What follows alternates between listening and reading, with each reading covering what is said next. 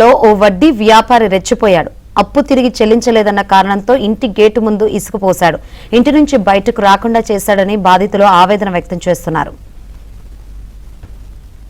నాన్నగారు శంకర్రావు అనేసి ఆయన దగ్గర ఒక 50K మనీ తీసుకున్నాడంట ఎప్పుడో 2020లో. అయితే ఆయన ఇప్పుడు నేను సెలవులకు వచ్చాను.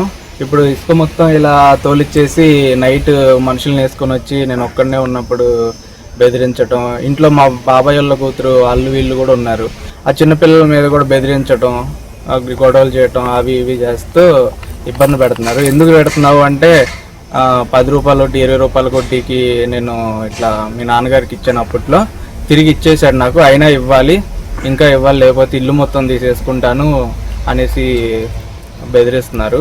మా నాన్నకేమో కిడ్నీలు పాడైపోయినాయి.